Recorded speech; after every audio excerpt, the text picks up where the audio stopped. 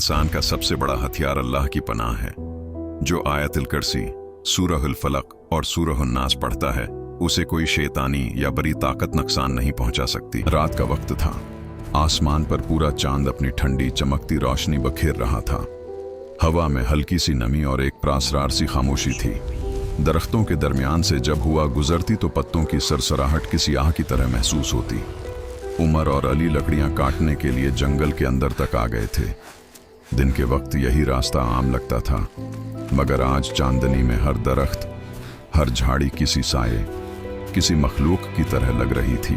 जल्दी करो अली, घर चलते हैं, वक्त बहुत हो गया है। डरने की क्या बात है भाई, ये तो वही जंगल है जहाँ हम रोज आते हैं। उमर ने कांपती आवाज में कहा। अली ने हल्का सा कहकहा लगाने की कोशिश की, मगर उसके लहजे में भी डर छिपा था। डरने की क्या बात है भाई, ये तो वही जंगल है जहाँ हम रोज आते हैं। बात पूरी भी ना हुई थी कि झाड़ियों में अचानक कुछ हिला।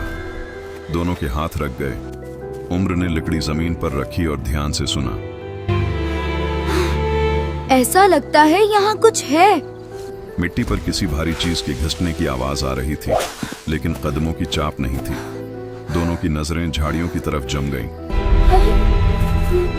चंद लम्हे गुजरे, फिर चांदनी में एक लंबा धुंधला सा साया नमूदार हुआ। वो आहिस्ता आहिस्ता करीब आने लगा। फजा में अजीब सा बोझलपन छा गया। हवा जैसे रख गई हो। उम्र के लब कांपने लगे। अली के दिल की धड़कनें तेज हो गईं। वो साया करीब आया तो दोनों की आंखें खौफ से फटी की फटी रह गईं। वो एक आदमी था, मगर उसका चेहरा इंसानों जैसा नहीं था। उसकी आंखें दहकते कोयलों की तरह सर्ख थीं। जल्द पर सियाह दरारें थीं जैसे जल चुकी हो, और उसके मुन्ना से धुआं निकल रहा था। वो आहिस्ता आहिस्ता उनके सामने रख गया। फिर उसकी गंभीर आवाज गूंजी। तुम यहाँ क्यों आए हो? ये जिंदा लोगों का जंगल नहीं है। तुम यहाँ क्यों आए हो? ये जंगल जिंदों के लिए नहीं है। अब तुम्हें ये जंगल नहीं छोड़ेगा। उमर और अली खौफ से पीछे हटे, मगर अगले ही लम्हे वो आदमी उनके बीच में आ गया। उसकी हरकत इतनी तेज थी कि देखने वाला पलक झपकने से पहले उसे दूसरी जगह पाता। अली, मुझे बचाओ इससे।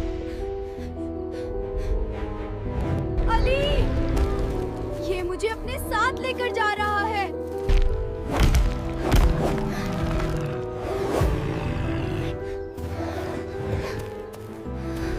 तेरा जिस्म मेरा होगा और तेरा खौफ मेरी ताकत। तेरा जिस्म मेरा होगा और तेरा खौफ मेरी ताकत। उमर भाई, कुछ करो, ये मुझे नीचे खींच रही हैं। उमर की आंखों के सामने अंधेरा छा गया। उसके जहन में माँ की नसीहत गूंजने लगी।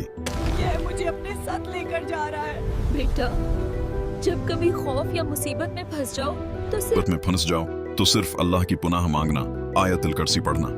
अल्लाह की पनाह मांगना, आयतुल कुर्सी पढ़ना। अल्लाह की पनाह मांगना, आयतुल कुर्सी पढ़ना।